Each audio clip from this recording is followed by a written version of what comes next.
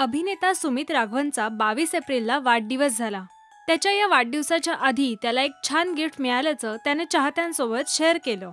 Gift होतं सगळ्यांची लाडकी धगधग girl अभिनेत्री माधुरी दीक्षितनं सुमितच्या हॅमलेट या नाटकाच्या प्रयोगाला हजेरी लावली। यावेळी तिच्यासोबत तिचा नवरा श्रीराम नेने देखील उपस्थित होते। त्या दोघांनी प्रयोग पाहिला आणि त्यांना हे नाटक खूप आवडलं। त्यानंतर त्यांनी या नाटकातील कलाकारांसोबत छान फोटो सेशनही केलं। सुमित राघवनच्या वाढदिवसाच्या एक दिवस आधी म्हणजे 21 एप्रिलला मुंबईतल्या रवींद्र नाट्य मंदिरामध्ये हॅमलेटचा प्रयोग पार पडला। तेव्हा सुमितला माधुरीने प्रयोगाला हजेरी लावून वाढदिवसाच्या आधी खूप छान गिफ्ट मिळाल्याने आनंद द्विगुणित झाल्याचं सांगितलं।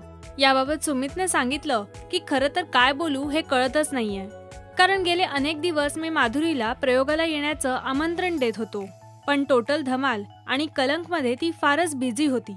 या प्रयोगाचा सुद्धा मी नेहमीप्रमाणे मेसेज तिला पाठवला आणि मला तिच्या मॅनेजरचा फोन आला की ती प्रयोगाला येणार आहे। मी खूपच खुश झालो।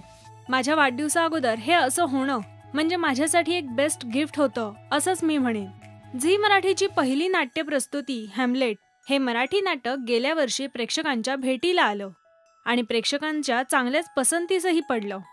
सुमित आणि माधुरीने याआधी बकेट लिस्ट या सिनेमामध्ये एकत्र काम केलं। मराठी सिनेसृष्टीतील अशाच ताज्या अपडेट्स मिळवण्यासाठी तुम्ही पहा आणि सबस्क्राईब करा राजश्री मराठी।